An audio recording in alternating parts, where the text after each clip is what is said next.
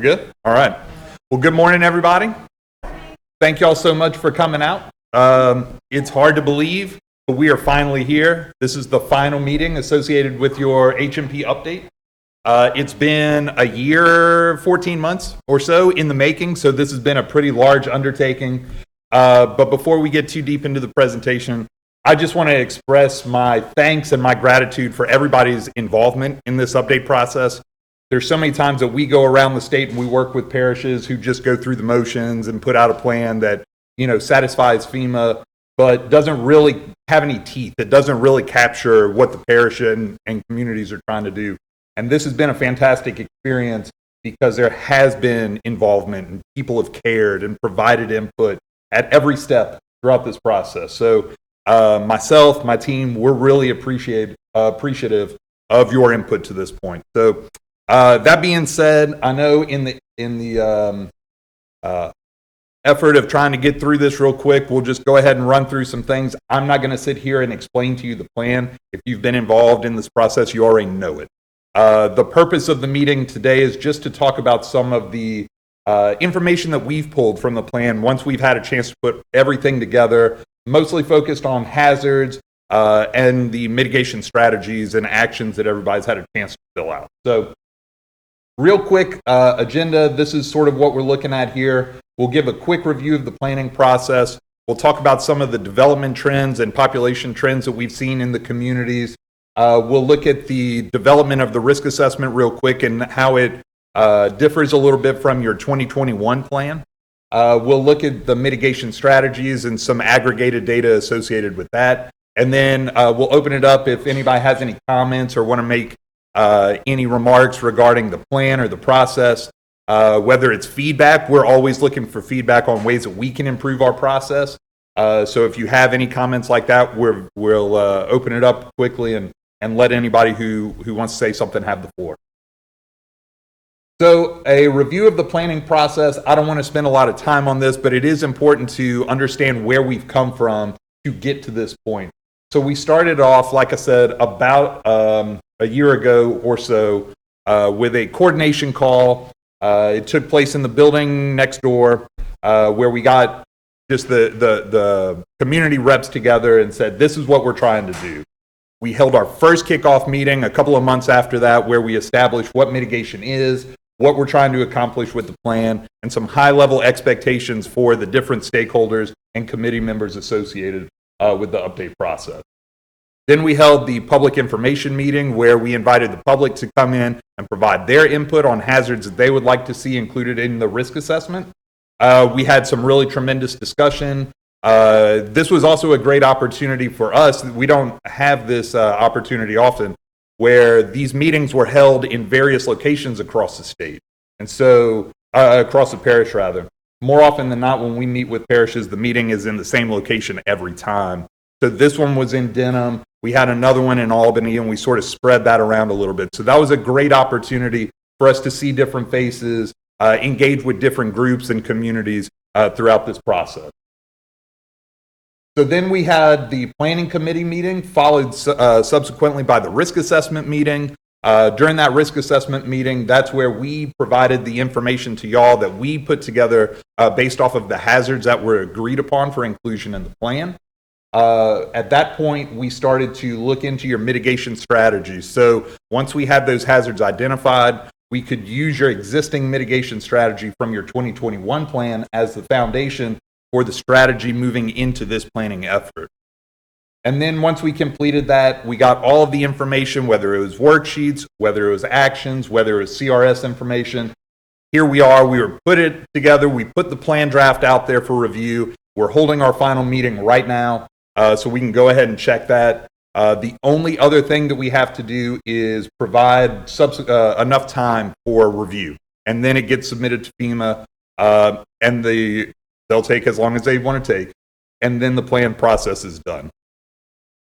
So moving into some trends that we've noticed and we're able to put together, all of this is based off of census information. So in terms of population since 2010, you've experienced almost 20% population growth, which is tremendous.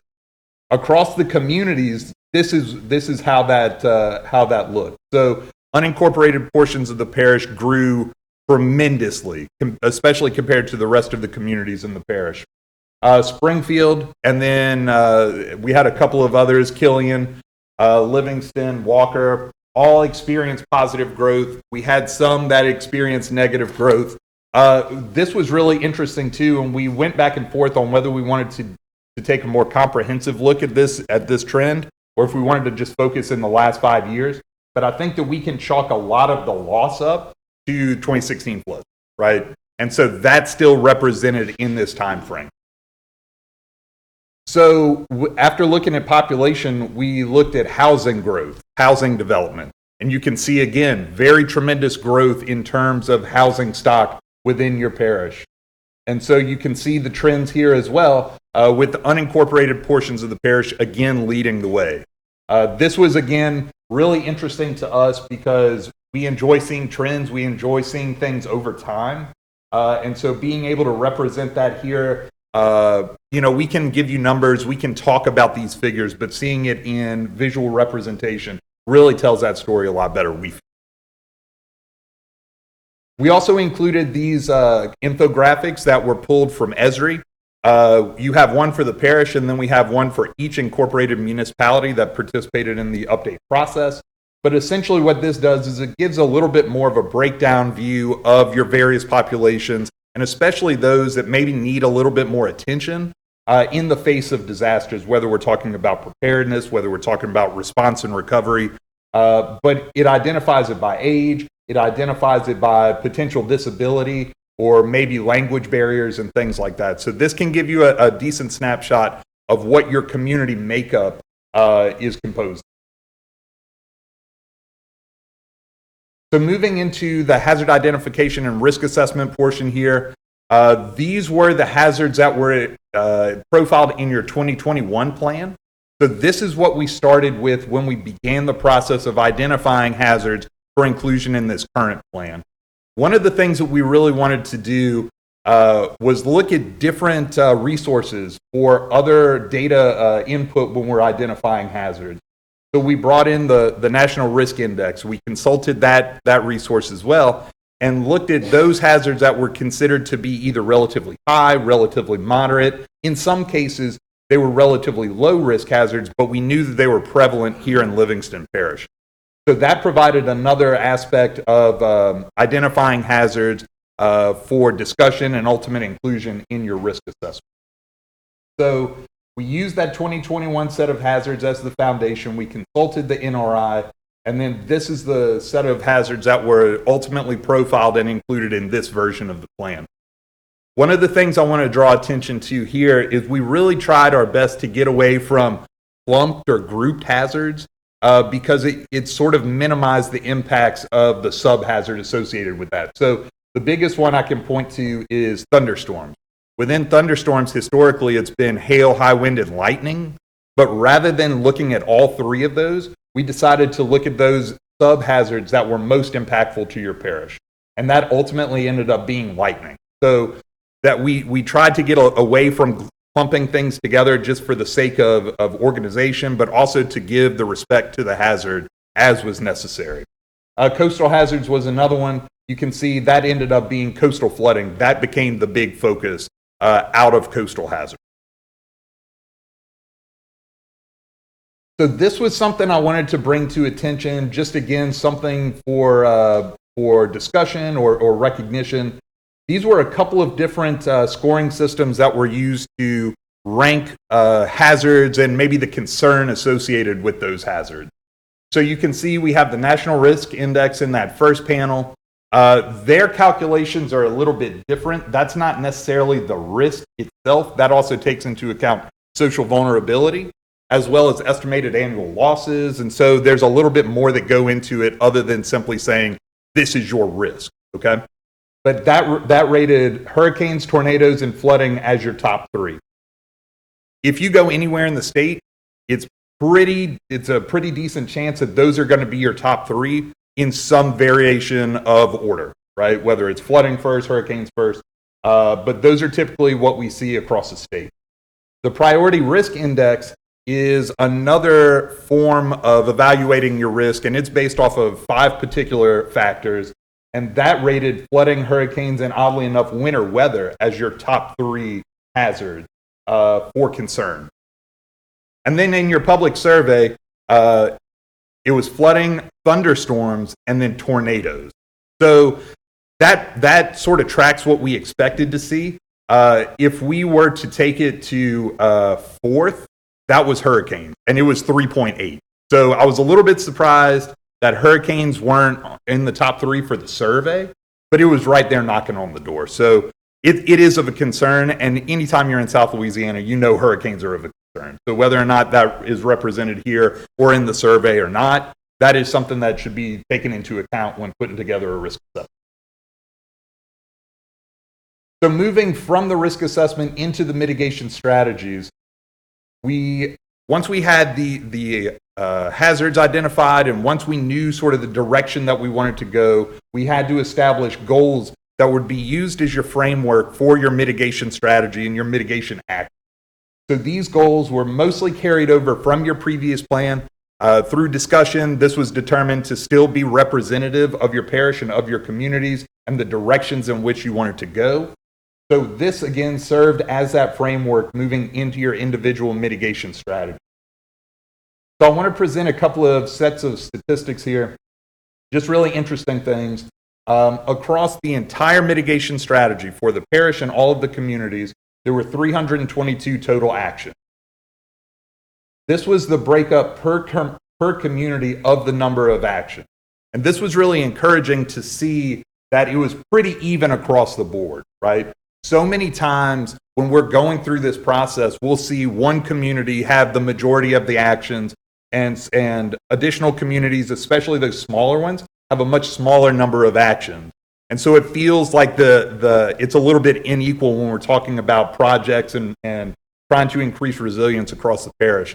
But it was really encouraging to see that level of equality in terms of the number of actions across the entire strategy for the parish as a whole. So these were the mitigation actions per status. So if you remember, there were 4 or 5, depending on what you were doing, what we're looking at, there were 4 or 5 different statuses that could be applied to those activities. There's new, carried over, in progress, and ongoing, which we sort of lumped together for the purpose of this graph, completed and deleted. I want to mention, and this made me really happy too, that there were no deleted actions, which is great because we have communities that often feel like we're never going to pursue this because money or because of something. That's not the way to look at a mitigation strategy. Your strategy should be, if we had substantial resources, money, backing, whatever the case is, this is what we want to pursue. So again, looking at it more as a wish list rather than an actionable item, right? So that was also encouraging to see that they were carried over or that they were in progress as a majority, and a huge majority, right? Completed is not really of a concern, that number being so low, because a lot of the projects are in progress or are ongoing. And so it's difficult to actually complete something to finality, right? But seeing that they're in progress or seeing that they're still being maintained in your community strategy was really encouraging to us as planners. So these were your actions per hazard. This was really interesting too because it really reinforces a lot of what we saw as your top 3 most concerning hazards, right? You have hurricanes having the most number of actions associated, followed by flooding, followed by tornadoes. So those are your top 3 in terms of prioritizing those activities to mitigate against these. I do want to mention that this isn't a one-to-one relationship. So whereas we had 322 actions, this number doesn't equal 322, obviously. Actions can account for a number of hazards as well. So there is a little bit of leeway in calculating these numbers, but I think that really represents the concern of the hazards that we've seen, whether it's across the NRI, the PRI, or the public survey. Coastal flooding, I just want to make a mention because that number is so much lower than the rest of them. Coastal flooding only related to the unincorporated portions of your parish. So none of the incorporated jurisdictions needed to have coastal flooding action. So those 18 actions all are associated with the unincorporated portions So now, real quick, that's a lot of the bulk of what I wanted to present here today. I do want to take an opportunity to open it up to anybody if you have any comments, any questions about the plan, about the process. If you've had a chance to review it, great. And if you haven't, you've got 2 weeks. We'll talk about that on some following slides here. But I wanted to open it up and see if anybody had anything that they wanted to add to the discussion on behalf of your community, feedback for our process or the plan or anything like that. Okay, awesome. So moving forward, we have just a couple of more steps that we need to take care of before we're complete and done for the next 5 years. For CRS purposes, we need to have at least a 2-week review period to earn maximum credit under these steps. So we're going to open the plan review for at least 2 weeks. If it needs to be only 2 weeks, that's perfectly fine too. That should give everybody enough time to review the plan and provide their comments, whether you're stakeholders, whether you're committee members, the general public, whoever it is. We will review those comments. We'll be in touch with the communities, the committees, and decide, which ones of these are valid. Are any of them valid? We all know how public comment can go sometimes, so you get what you get, right? But we'll incorporate the valid comments into the plan, and then we'll produce that final draft. You'll be able to then adopt the plan. So that's what is our next big hurdle, is getting all of the formal resolutions for inclusion in the plan. So as a reminder, the parish and every incorporated jurisdiction has to formally adopt the plan. Okay. Once we have all of those resolutions, we'll add those into the plan draft. That'll go to FEMA. It sits in FEMA's queue for as long as it sits. They'll review it, provide final approval, and then you're done for the next 5 years. Okay? So that's what's being represented here on this timeline. I want to point to our website. I hope that you're familiar with this. We have been advertising this every step of the way, but this is probably the easiest way to submit comments to us, especially if you only have a couple of comments.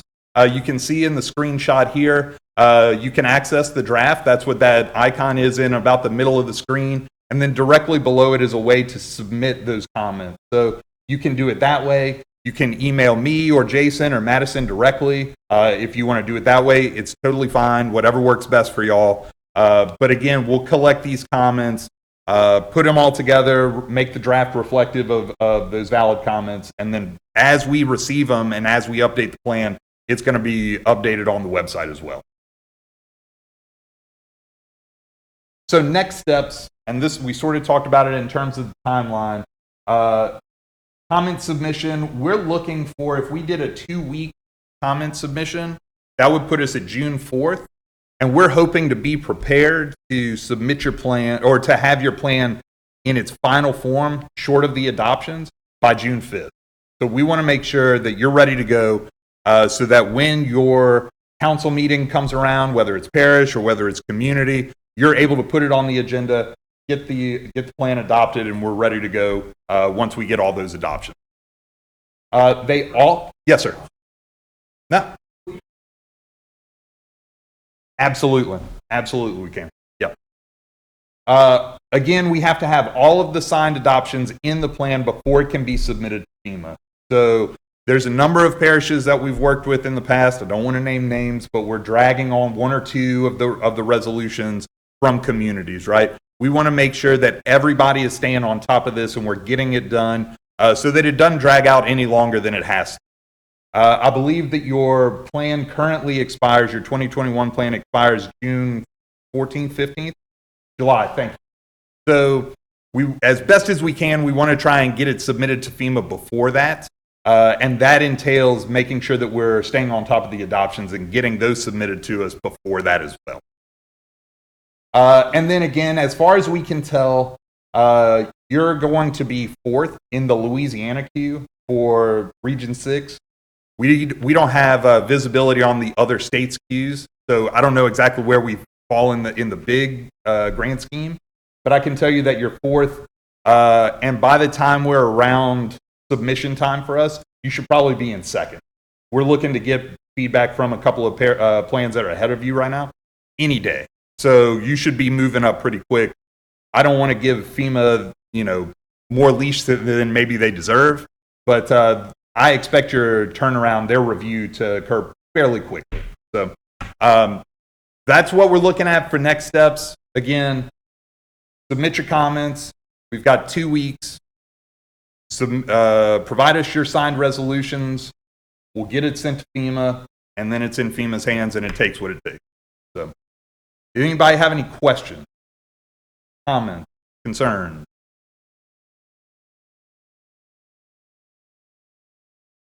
Yes, ma'am. If you haven't provided that, then yeah, that would be great. That would be great. And that's in particular to the CRS communities. For anybody who's not familiar, you can earn a couple of extra points. I think it's 2. If there's a resolution stating that as part of a committee, this is what you're trying to accomplish through the process. So I believe we have them for 2 of the 3, maybe even at this point 3 of the 3 participating. I can't recall. But if you're not a CRS community, it's really not. Anything else? Any other questions? Okay, well, I strongly encourage you to visit the website, download the plan, review it. Whether you review the entire document, whether you review simply what's related to your community, that's fine. But like we were talking about before the meeting started, the more eyes that look over this plan and provide their feedback, the better this plan is going to be, and the better representative of Livingston Parish and the communities this plan's ultimately going to be. So again, I encourage you to please go and look at the plan, provide your comments. We'll make those revisions, and we'll get this thing wrapped up, and y'all will be good for the next 5 years.